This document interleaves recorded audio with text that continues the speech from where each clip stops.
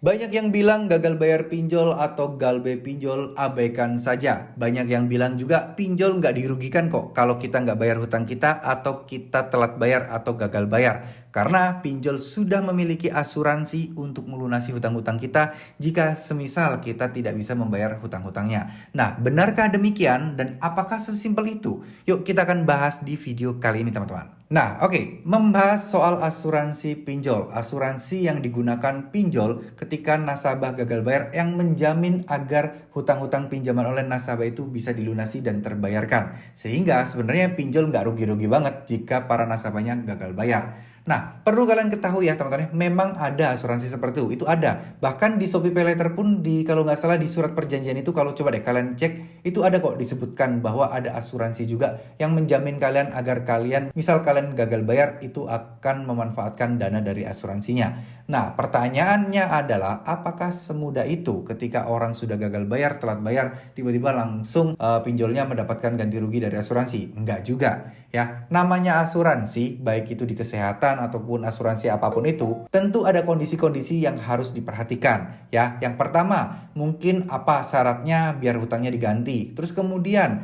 apakah digantinya 100% ataukah digantinya cuma 10%, 20%? Itu tentu ada syarat-syarat sesuai dengan premi yang dibayarkan oleh aplikasi pinjol tersebut. Ya mirip-mirip lah seperti asuransi kesehatan. Contoh kayak kalian rawat inap itu ada kelasnya berapa-berapa, kalau misalnya meninggal bisa dapat berapa.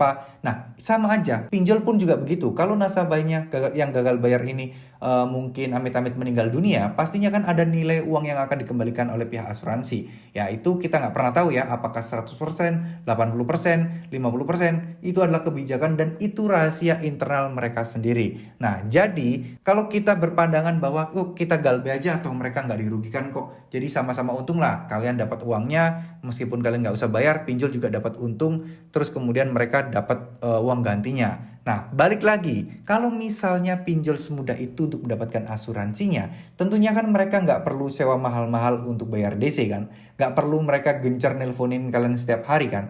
Pasti ada kondisi-kondisi atau klausul khusus yang harus terpenuhi agar mereka bisa mendapatkan ganti ruginya. Ya, teman-teman, itulah kenapa pinjol masih menggunakan DC, pinjol masih menggunakan teror telepon, WA, dan lain sebagainya. Ya, karena untuk mungkin, siapa tahu ya, siapa tahu itu tujuannya adalah untuk memenuhi syarat-syarat atau memenuhi pencairan dana dari asuransinya. Jadi sebenarnya kita nggak perlu takut, nggak perlu khawatir karena sama-sama sebenarnya ingin mendapatkan uangnya kembali. Ingin memang ditunda dulu buat teman-teman yang galbay karena nggak bisa bayar, dan buat aplikasi pinjol ingin cash flow-nya lancar, yaitu dengan cara kalian membayar hutang kalian. Ya mungkin saja asuransi bisa bayar full utang-utang kalian, tapi kan waktunya tentunya kalian pasti tahu sendiri ya, gimana ngeklaim asuransi itu kadang ribet banget dan nggak bisa hari itu juga cair kan, nggak perlu waktu. Sedangkan kalau ada ulur-ulur waktu seperti ini, tentunya cash flow pinjol juga akan sangat-sangat terganggu. Mengingat aturan OJK saat ini dalam 3 tahun ke depan, yaitu sisa 2 tahun lagi ya, karena aturan ini sudah muncul tahun kemarin,